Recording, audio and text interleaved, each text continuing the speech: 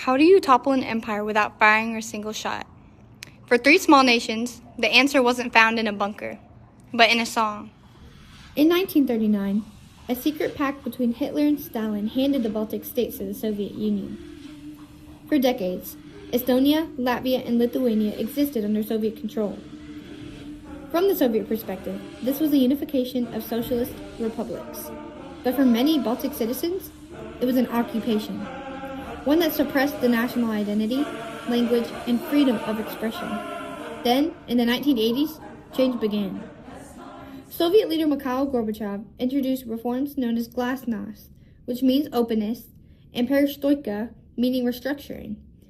These policies were intended to strengthen the Soviet system, but instead, they opened the door for long-silenced voices to emerge.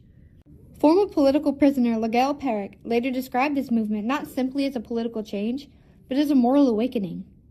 A struggle for truth, dignity, and the courage to resist. And finally here this evening, the Soviet experiment with glasnost. In the West, we have tended to use the word as meaning openness. We are reminded, however, that the literal translation is closer to publicity. But in the context of what is happening in the Soviet Union today, it also reflects the public airing of problems, even telling it like it is, which is rare. As ABC's Walter Rogers reports from Moscow tonight, people are talking more freely. And finally, the first spark came from environmental protests against Soviet mining in 1987. But what began as an environmental activism quickly became something more. In 1988, forbidden national songs were performed openly for the first time in decades. These songs were not just music, they were expressions of identity, memory, and resistance. Activist Heinz Valk later described this movement as a revolution built not on violence, but on unity and voice. Ja vaat siis ma konstrueerisingi selle sama lause, ükskord me võidame niikuinii. Ükskord me võidame niikuinii.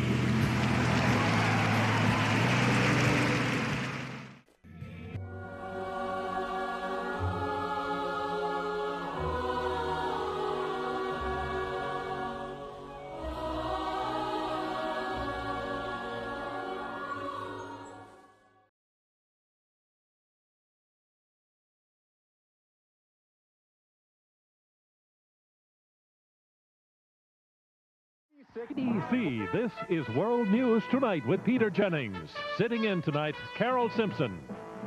Good evening. We begin tonight with an anniversary whose commemoration makes the Soviet Union very uneasy. On this date in 1939, Adolf Hitler and Joseph Stalin carved up Eastern Europe. Today, 2 million residents of the Baltic states linked hands to protest not only what happened 50 years ago, but to send a message of defiance to Moscow today. Here's ABC's Jim Laurie. A human chain of protest. In Tallinn, the Estonian capital, hundreds of thousands turned out to mourn what they see as their loss of independence 50 years ago today. Using radio broadcasts to coordinate their chain, people all across the Baltic states formed a line for nearly 400 miles. It stretched from Estonia through Latvia to Lithuania. There were freedom songs, and tears among those who remembered when the Baltics were free, and signs. The international community watched cautiously.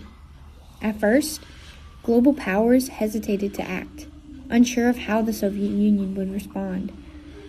But the determination of the Baltic people and the visibility of their peaceful resistance shifted global opinion. Iceland became the first nation to recognize the Baltic independence, soon followed by others as Soviet Union began to collapse. What started as a regional movement had become a global turning point. Independence was not the end. It was the beginning of a transformation. Estonia, Latvia, and Lithuania rebuilt their political system, transitioning from Soviet control to democratic governance.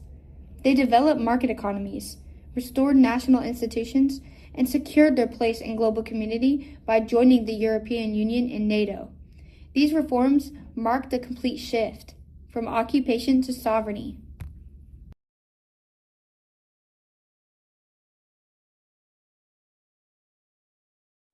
The Baltic Singing Revolution demonstrates that the revolution does not always take the form of violence.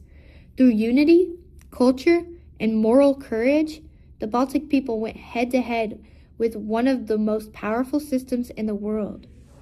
From the Soviet perspective, reforms were meant to preserve control, but instead, they created the conditions for transformation.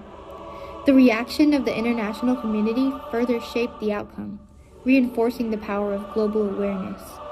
Today, the songs that once symbolized resistance are celebrated as expressions of freedom. The singing revolution reminds us that sometimes the most powerful force for change is not force at all, but the courage to be heard.